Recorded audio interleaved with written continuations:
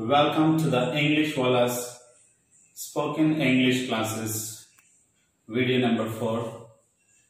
Dear friends, in this section, we will discuss the basic differences between a verb and tense.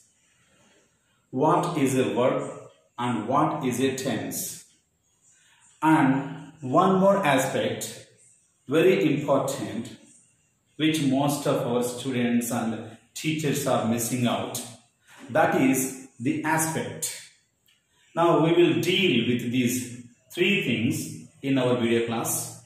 That is the verb, the tense, and the aspect. Now let's find out by two examples. Now let's go for sentence A here. Okay. I live in Warangal. I live in Warangal. Okay. Right. In this sentence, this live indicates a doing, an action. That word which indicates an action or we call doing is called a verb. Here live indicates a doing, an action. Then such a word in English is called verb. Okay. Let's find out in sentence B one more thing. I am in Warangal now. This am. I am in Warangal now.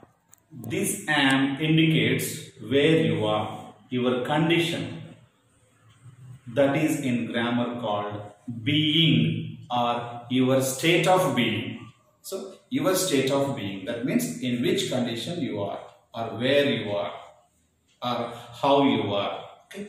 So here am indicates your being, your state of being or in what condition you are.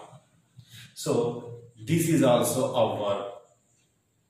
If a verb indicates a state of being, that is called be form verb. Okay, it's also a verb. It is called be form verb because it indicates to be, to exist or being. Okay, right. So finally we understand a verb is a word that indicates your doing. That means your actions, your events or any happenings. And it also indicates being or to be. Okay. So to sum up the point, a verb is a word that indicates doing or being. Okay. Doing or being. Here this word live in, I live in Warangal indicates your doing, your action. That is a verb. And here am indicates that you are in Warangal at this point now. That means it indicates your being, your state of being or your whereabouts, your condition. So that is also called a verb. Okay. So such verbs that indicate an action or event or this doing, they are called main verbs. Okay. Lexical verbs they are also called. And a verb that indicates your condition, your being or to be, that is called be form verb. Okay. These are also usually called auxiliary verbs or helping verbs like that. Okay. Now we shall go into one more concept, that is tense. Let's find out by 3 examples.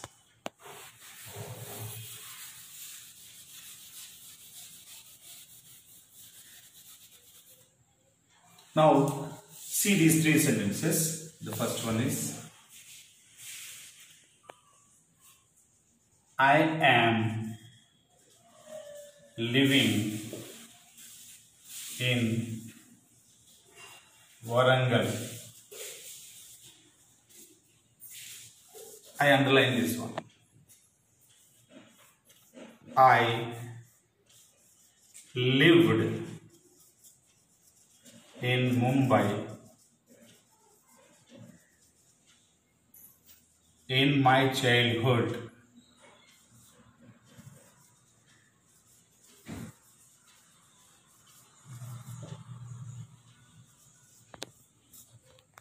Next, the third one is I will live in the United States, that is US, in future. Okay, now will live here. The first one is I am living in Warangal.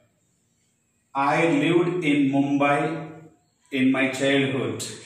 Third one is I will live in the US in future. Okay. The first sentence indicates something is happening now. Here this verb am living. Okay. And in the second sentence the verb lived indicates something happened a long way back. And in the third sentence, will live indicates that will happen in the future. Okay. Now, you see here, I am living in Warangal. It indicates the present time. I lived in Mumbai in my childhood. That indicates the past time. I will live in the US in future indicates the future time. In human life, we have classified the concept of time into three divisions. What is happening now, that we call the present. What happened some time ago in the past, okay, we call it the past time. And what will take place in the future, we call it the future. Okay. So we have classified the concept of time into three ideas. First one is the present time. Next, the second one is the past time. The third one is the future time. Okay. So here I am living in Warangal indicates the present time. And I lived in Mumbai in my childhood. This lived indicates the past time. I will live in the US in future indicates the future time. Now you see, this am living is a verb. Okay, this lived is a verb. Will live is also a verb. These indicate our doings, our actions. So if any word that indicates a doing or action is called verb. If that verb also indicates the time of that doing, the time of that action, the time of that event, or the time of that being or state of being, then that verb is called tense. So a tense is a verb or a form of the verb that not only indicates a doing or action or state of being, but it also indicates the time of the action, the time of that state of being, or its completion. Okay. Now dear friends, we come to understand that a verb in language is a word that indicates a doing or being. That means an action or our condition at a particular time. Next, tense indicates not only an action or a state of being, but it also indicates the time of that action or state of being. Okay, now let's go for one more concept here.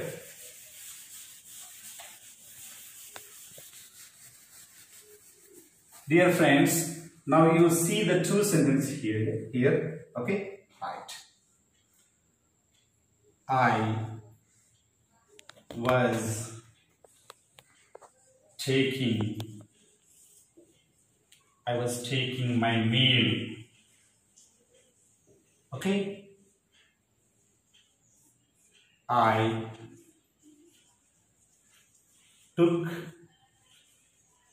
my meal. I was taking my meal. This sentence suggests the action is in a process. This is an ongoing action. This is a progressive action or a continuing action. Okay? I was taking milk. Okay? And I took my meal. I took my meal. This second sentence indicates a completed action.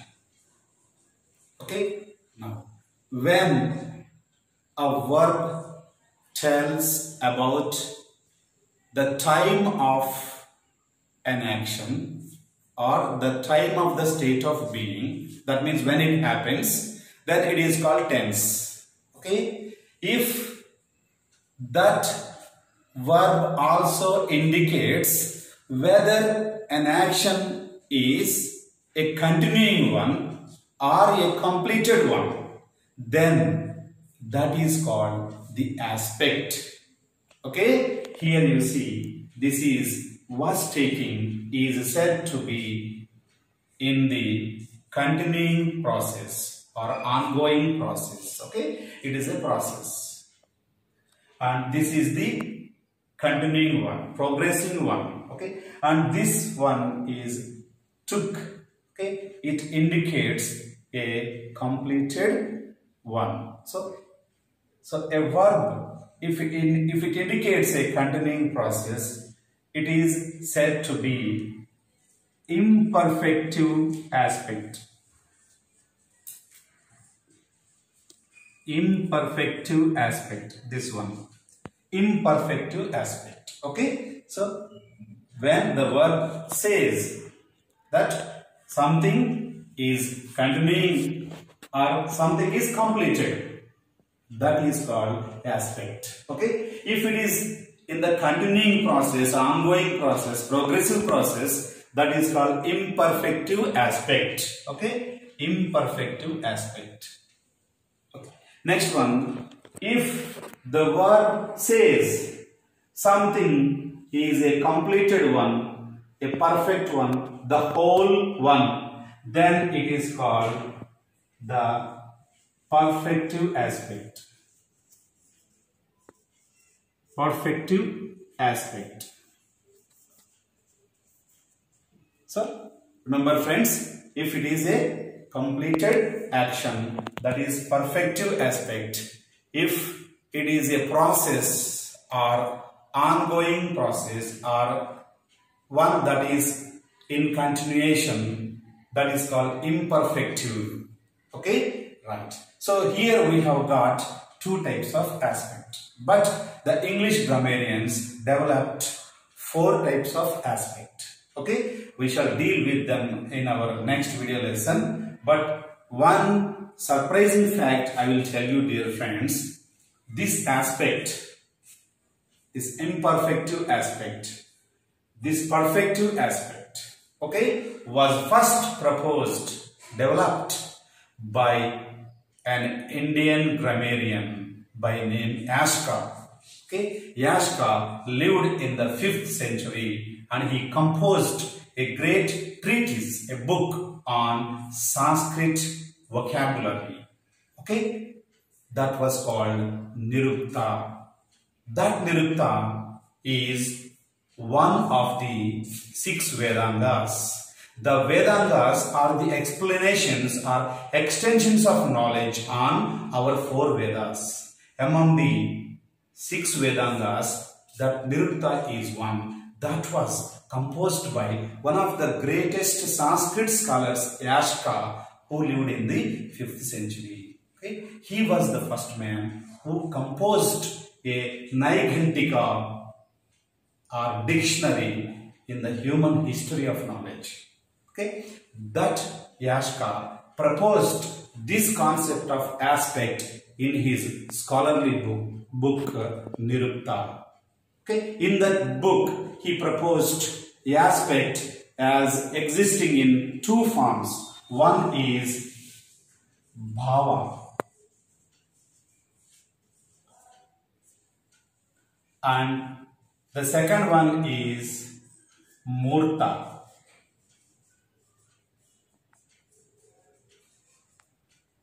It's murta.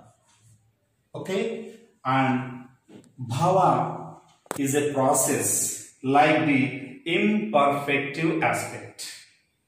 It indicates some action or state of being in a process, ongoing process or progressive process. Okay, and murta indicates a perfective aspect that suggests a completed whole or completed action. So, very surprisingly, we have to know about the greatest people born on this land who gave the world many things in linguistics, phonetics and grammar. Okay.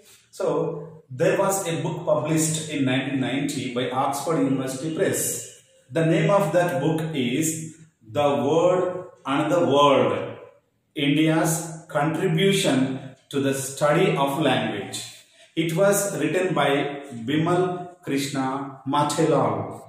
That book in chapter 3 extensively deals with this scientist, this grammarian, Sanskrit scholar Yashka. Okay? He was the first man to introduce this aspect into the language. Later, perhaps it traveled to Western Asia, and from there it might have traveled to Greece and Italy, and finally it would have reached Germany, France, England. Okay. Until 1853, there was no concept of aspect in the English language. Only in 1853, this aspect word was mentioned in the Oxford Dictionary. Okay. In English language, they have given 4 concepts of this aspect. We shall deal with them in the next class. Okay. To sum up the point, dear friends, if a word indicates an action or a doing or state of being, condition of any subject, then it is called a verb. And if that verb tells about the time of that action or doing or the time of that state of being, that is called tense. Okay? And if that verb indicates whether an action is in a continuing process or a completed process, then it is called the aspect. Okay? Thank you, friends. In the next class, we will go very elaborately into the other ideas of verb, tense and aspect. Okay? Right. Thank you very much for watching this video.